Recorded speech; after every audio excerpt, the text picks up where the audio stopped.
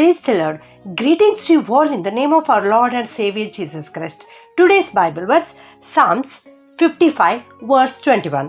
His words were smoother than cream, but there was hatred in his heart. His words were as smooth as oil, but they cut like sharp swords.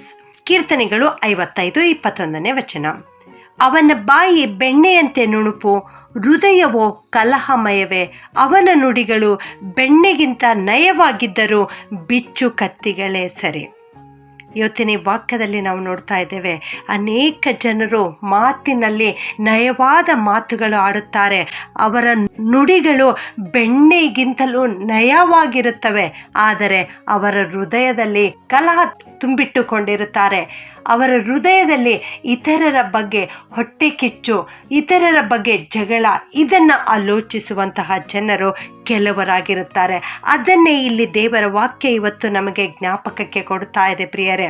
ಇದಕ್ಕೆ ಆಧಾರವಾಗಿ ಮತ್ತಾಯ 26:49 ವಚನದಲ್ಲಿ ನಾವು ನೋಡುತ್ತೇವೆ. ಅಲ್ಲಿ ಯೇಸು ಸ್ವಾಮಿಯ ಶಿಷ್ಯನಾದ ಯೂದನು ಗುರುವೇ ನಮಸ್ಕಾರ ಎಂಬುದಾಗಿ ಯೇಸು ಸ್ವಾಮಿಯ ಹತ್ತಿರ ಬಂದು ಆತನಿಗೆ ನಮಸ್ಕರಿಸಿ ಆತನನ್ನು ಮುದ್ದಿಟ್ಟು ಆತನನ್ನು ಆ ದುಷ್ಟ ಜನರ ಕೈಗೆ ಹಿಡಿದು ಕೊಡುತ್ತಾನೆ ಪ್ರಿಯರೇ. ನಯವಾದ ನುಡಿಯಿಂದ ಮಾತನಾಡುತ್ತಾ ಇದ್ದಾನೆ.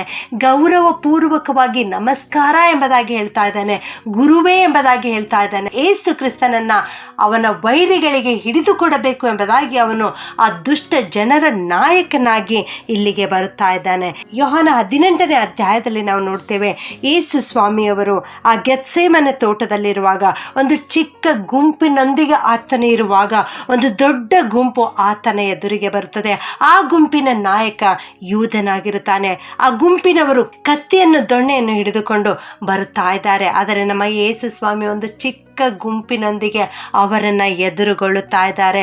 ಯೂದನು ತನ್ನ ತುದಿನಾಲಿಗೆಯಲ್ಲಿ ಪ್ರೀತಿಯನ್ನು ತೋರಿಸುತ್ತಾ ಇದ್ದರು. ಹೊಟ್ಟೆಯಲ್ಲಿ ಹಗೆಯನ್ನು ಇಟ್ಟುಕೊಂಡಿದ್ದಾನೆ, ಹೃದಯದಲ್ಲಿ ಹಗೆಯನ್ನು ಇಟ್ಟುಕೊಂಡಿದ್ದಾನೆ. ಪ್ರೀತಿಯಿಂದ ಮಾತನಾಡಿ ಸ್ವಾಮಿ ದ್ರೋಹ ಮಾಡಿ ನಮ್ಮ ಸ್ವಾಮಿಯನ್ನು ಅವನು ಶತ್ರುಗಳಿಗೆ ಹಿಡಿದುಕೊಡುತ್ತಾ ಇದ್ದಾನೆ. ದೇವರು ಯೆಶಾಯ 29:13 ವಾಕ್ಯ ಹೇಳುತ್ತಾರೆ, ಜನರು ನನ್ನ ಬಳಿಗೆ ಬಂದು ತಮ್ಮ ಬಾಯಿ ಮಾತಿನಿಂದ ನನ್ನನ್ನು ಸನ್ಮಾನಿಸುತ್ತಾರೆ, ಆದರೆ ಅವರ ಮನಸ್ಸು ದೂರವಾಗಿದೆ ಎಂಬುದಾಗಿ.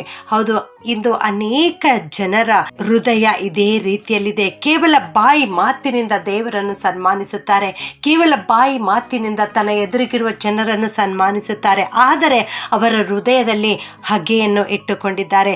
ಇಂಥ ಒಂದು ಕಪಟ ಭಕ್ತಿ ನಮ್ಮಲ್ಲಿ ಇರಬಾರದು ಪ್ರಿಯರೇ. ನಾವು ಭಕ್ತಿಯ ವೇಷವನ್ನು ಹಾಕಿಕೊಂಡು ದೇವರಿಗೆ ದ್ರೋಹವನ್ನು ಮಾಡಬಾರದು.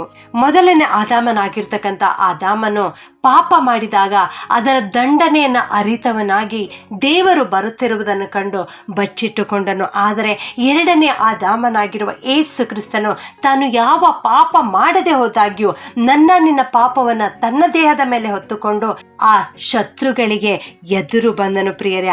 ಆ ದಂಡನೆಯನ್ನು ಅನುಭವಿಸಲಿಕ್ಕೆ ಆತನು ಸಿದ್ಧನಾಗಿ ಬಂದನು ಪ್ರಿಯರೇ.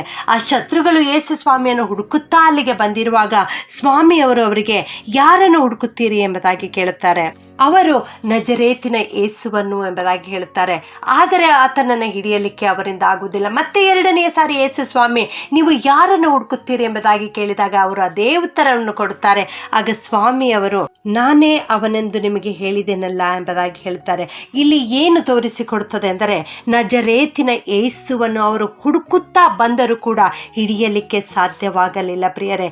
ಇಲ್ಲಿ ಯೇಸು ಸ್ವಾಮಿಯವರು ನಾನೇ ಅವನು ಎಂಬುದಾಗಿ ಹೇಳಿದ ತಕ್ಷಣದಲ್ಲಿ ಅವರೆಲ್ಲರೂ ಹಿಂದಕ್ಕೆ ಸರಿದು ನೆಲದ ಮೇಲೆ ಬಿದ್ದರು ಪ್ರಿಯರೇ. ಇದಕ್ಕೆ ಕಾರಣವೇನೆಂದರೆ ಅವರು ಕತ್ತಿ ದೊಣ್ಣೆಗಳಿಂದ ಬಂದು ಯೇಸು ಸ್ವಾಮಿಯನ್ನು ಹಿಡಿದುಕೊಂಡು ಹೋಗಲಿಕ್ಕೆ ಸಾಧ್ಯವಾಗಲಿಲ್ಲ.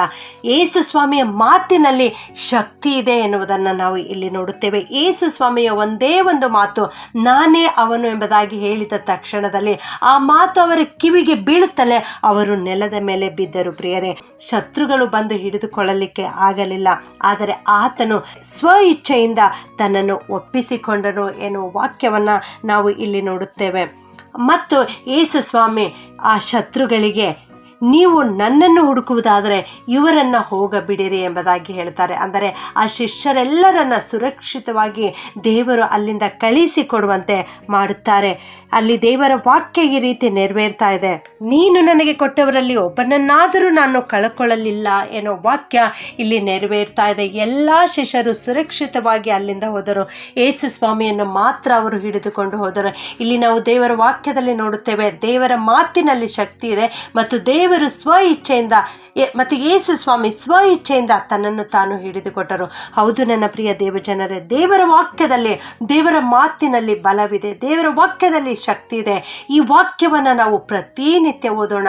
ದೇವರು ನಮಗೆ ಆಶೀರ್ವಾದ ಮಾಡುತ್ತಾರೆ. ನಯವಾದ ನುಡಿಗಳನ್ನು ಮಾತಾಡುತ್ತಾ ಒಳಗೊಂದು ಹೊರಗೊಂದು ಇಟ್ಟುಕೊಳ್ಳದೆ ನಾವು ಯಾವಾಗಲೂ ದೇವರನ್ನ ಸ್ತುತಿಸುವಂಥವರಾಗಿರೋಣ. ಪ್ರಾರ್ಥನೆ ಮಾಡಿಕೊಳ್ಳೋಣ. ಪ್ರೀತಿಯ ಪರಲೋಕದ ತಂದೆಯಾದ ದೇವರೇ, ನಿಮಗೆ ಸ್ತೋತ್ರ ಉಂಟಾಗಲಿ ಸ್ವಾಮಿ. ನೀವು ನಿಮ್ಮ ಸ್ವ ಇಚ್ಛೆಯಿಂದ ಶತ್ರುಗಳ ಕೈಗೆ ಒಪ್ಪಿಸಿಕೊಟ್ಟಿದ್ದೀರಿ ದೇವ, ನಿಮಗೆ ಸ್ತೋತ್ರ. ನಮ್ಮ ಪಾಪವನ್ನು ನಿಮ್ಮ ಮೇಲೆ ಹೊತ್ತುಕೊಂಡಿದ್ದೀರಿ ದೇವ, ಅದಕ್ಕಾಗಿ ಸ್ತೋತ್ರ ಕರ್ತನೆ. ಅಪ್ಪ, ನೀವು ತೋರಿಸುವ ಈ ಪ್ರೀತಿಗೆ ಪ್ರತಿಯಾಗಿ ಕೊಡಲು ನಮ್ಮಲ್ಲಿ ಏನಿಲ್ಲ ಸ್ವಾಮಿ. ನಮ್ಮ ನಡೆ, ನುಡಿ, ಕ್ರಿಯೆ, ಯೋಜನೆ, ಆಲೋಚನೆಗಳಿಂದ ದೇವ ನಿನ್ನನ್ನು ನೋಯಿಸದಂತೆ ನಿನ್ನ ಮಕ್ಕಳಾಗಿ ಜೀವಿಸಲಿಕ್ಕೆ ಸಹಾಯ ಮಾಡ್ರಿ ಕರ್ತನೆ. ಈ ವಾಕ್ಯ ಕೇಳಿಸಿಕೊಳ್ಳುತ್ತಿರುವ ಪ್ರತಿಯೊಬ್ಬೊಬ್ಬರನ್ನು ಆಶೀರ್ವಾದ ಮಾಡು ಸ್ವಾಮಿ.